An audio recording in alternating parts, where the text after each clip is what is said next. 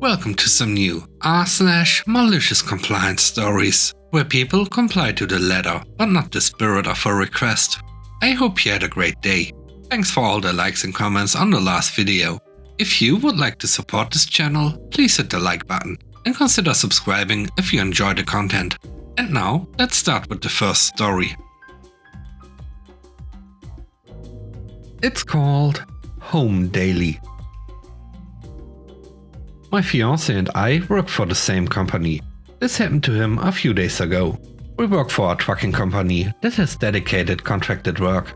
I found the job posting, showed it to him, and we both decided to apply for it. The job posting was listed as Home Daily. When we did the joke of a phone interview, we were told Home Daily. When we finished our initial training and spoke to the account manager, we were told Home Daily. That was all nearly 4 years ago. Flash forward to roughly a year ago, and things start falling apart. The company we work for is rather large, and the account manager has very little sway over the contracts that the company negotiates with the clients. It's done by a regional manager. So during the yearly contract update in 2022, the client makes more demands and offers less pay. The district manager just wants to keep the client as a customer and agrees blindly without thorough consideration. The biggest change that matters is there were new stores added to the contract to be covered by the account, and 2 out of 4 of the new stores are not Home Daily. Some other changes drastically messed up the life of the office workers for the account. So the account manager, who had been working for the company for over 10 years, quits without warning. We get a new account manager, Sarah. A few months later, one of the 2 supervisors, who had been with the company for over 10 years, quits without warning. And we get a new supervisor. 2 months after that, the second supervisor, who had been with the company for over 10 years, quits without warning. See a pattern here? So now the account is left with an account manager and a supervisor who both have less than a year's experience, flailing to figure everything out. About 6 months ago, my fiancé started getting loads that were not Home Daily. It took him a day and a half to complete one of the new stores. On day 1, he would go up to the store. On day 2, he would come back and do a super short run to conclude his shift before coming home. The first time he got to the new store, he called the supervisor to ask about it. The supervisor was confused about what needed clarification. Will I be getting home? That's a lot of miles for a single day's run. No, you'll be sleeping roughly at this truck stop about 4 hours away from home. I thought I was Home Daily. Who said that? The job was posted as Home Daily. I was told Home Daily during the interview. And I was told Home Daily by the previous account manager at training. Well, I don't know anything about that. I wasn't here for any of that. What I do know is that Sarah looked at everyone's contracts and nobody has Home Daily in the contract. So everyone is expected to take an equal share of the new stores to make it fair. Okay, but I know there are some guys who were hired home weekends because they sleep at the operating center in their trucks and go home for 4 days every so often. Yeah, we have some guys who live out of state. So why aren't they doing the new stores, since they don't need to go home every night? As I said, everyone is expected to take an equal share to make it fair. And nobody's contract stayed Home Daily, or weekend home time, or whatever. That was never part of the deal. I have a family. I took this job thinking I'd have time with them. I wouldn't have taken the job if I knew it wasn't in my contract that I'd be Home Daily. Well, you're free to get another job if you like, but without 10-day notice, you'll be blacklisted and ineligible for rehire. So, are you quitting or not? Fiancé angrily did the load, thinking it was going to be a once every now and then thing. Turns out they sent him twice a week, at the bare minimum. On top of that, most of the miles for the load are back roads, up and down windy mountainous roads, posted at 35 miles per hour. We are paid by the miles. He drives an additional 4 hours to this new store for 0 extra pay, because the store is in the middle of nowhere with no major highways. He takes a major pay loss on top of the inconvenience of not being able to come home, sleep in his own bed and be with his family. Then, about 3 months ago, the supervisor messaged both my fiancé and me to say that going forward we will be expected to confirm all loads/work or we won't get loads. We receive our loads 12 to 24 hours in advance, so we do have some time to confirm them. But it was never a concern before. And we already had a lot of duties to fulfill, so it wasn't a priority each day to make sure we typed a message, confirm store 1124 at the end of our shifts each day. The supervisor called us both out on it and said that this was an important part of the workflow process. I asked him why it was suddenly so important. He insisted it was always important. I told him that I had never to confirm loads each day, and I have never failed to show up for work. And on the super odd occasion where I'm unable to do a load, it's because of something like a flat tire or truck breakdown that I'm waiting for repairs. And I was always sure to contact the office and let them know ASAP. Load confirmations are just busy work that is unnecessary on everyone's part. But the boss insists once more it is, and please just do it. At that point I gave up the argument. Maybe 60% of the time I remember to confirm loads. My fiancé even less. Both my fiancé and I receive angry messages on our work tablets stating that going forward, if we do not confirm a load, it will be assumed that we are not able to work the load.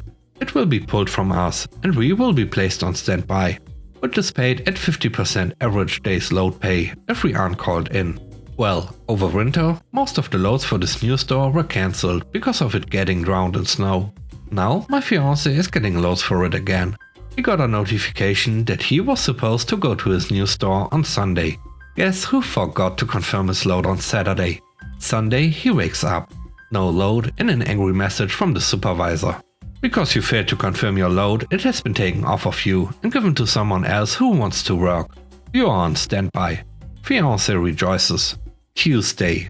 He's once more given the new store and forgets to confirm his load and wakes up to no load and an angry message that says the same and concludes with, "Call me." So my fiancé calls the supervisor, and the supervisor wants to know why it's so hard to confirm loads. My fiancé just kinda dismisses it with a shrug and ends the call. We found out Friday after talking to some other drivers that all previously home daily drivers are now doing the same thing. Get a store they don't like, mostly these two new stores, just don't confirm. If we have to confirm to get to do the store, we just won't confirm.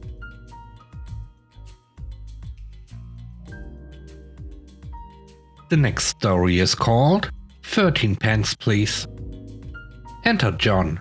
John works at a high school as a science technician. He's the guy who sets up the science experiments for the students. These experiments often include things that can be bought at any ordinary shop such as potatoes. You can never have enough potatoes, he told me. The management at this high school can be a complete ass, especially when it comes to time off. All absences over 30 minutes had to be approved a week in advance, which of course were always denied. To put this into perspective, one of his colleagues got refused half a day leave for a funeral of a friend that the colleague had known for over 15 years. One day, John had an important upcoming meeting that would only require him to take 30 minutes off from the end of his shift. He knew he could finish up the day's work with plenty of time remaining.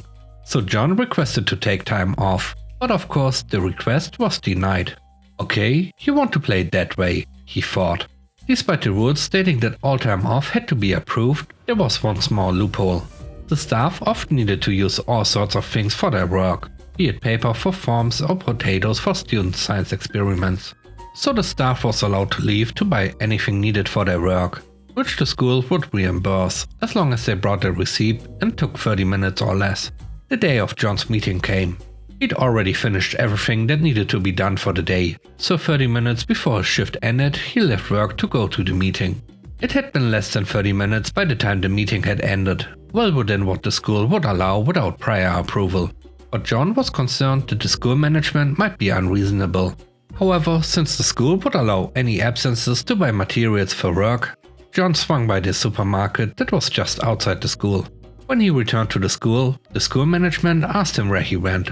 Promptly and proudly, John took out a single potato. With the biggest grin, he showed the receipt, dated with the time, and priced at 13 pence. "I'll have my 13 pence back, please." He still has the receipt to this day. The last story is called Consequences. I work for a government department. We have offices and locations all over the state. I am based out of a city that's about a 2.5 hours train ride to our head office.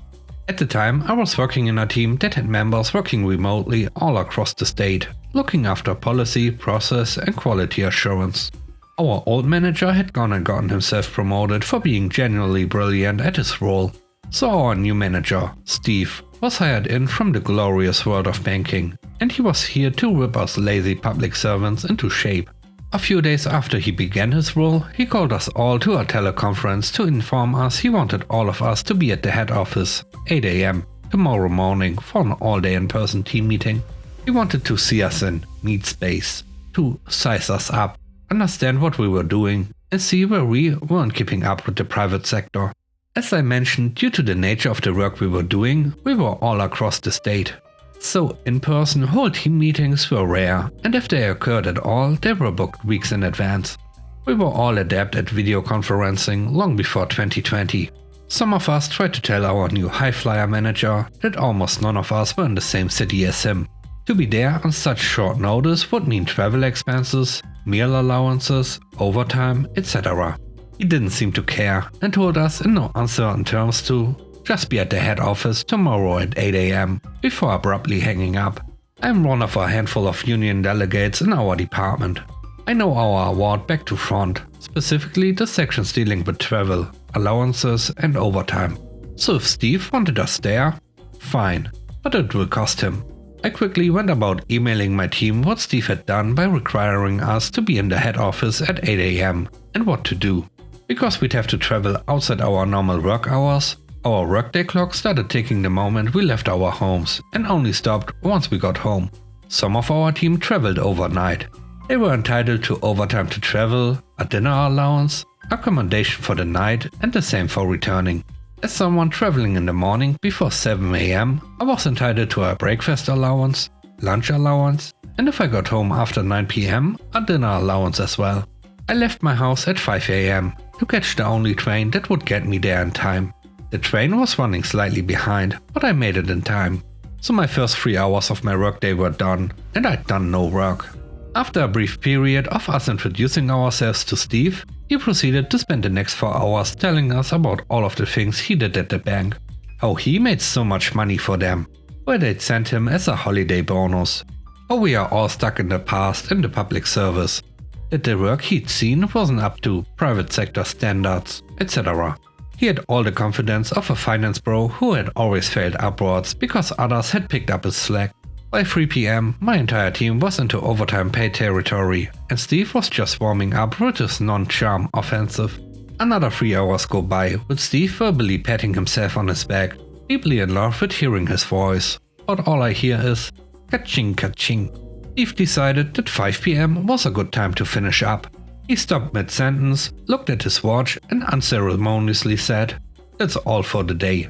Go home now," and walked out. After I and a few others gave awkward shrugs to each other, we all packed up and started to make our separate ways home after doing no work all day. I got to the train station pretty quickly and saw a train was leaving soon that would get me home around 8 PM. Or I could catch the all stations train and get home closer to 9:30 PM. You know what? No matter how fast I could run, I just couldn't catch that earlier train. I just have to catch that all stations train and be on the clock for another hour and a half, plus have my dinner paid for. I submitted my claims the next day. 4.5 hours at double rate.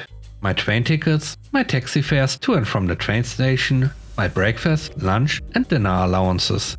For me alone, it was close to a $500 expense claim.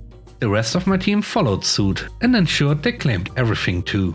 Steve tried to fight us on approval for the claims, but quickly learned that unlike in the world of banking, most public servants are union.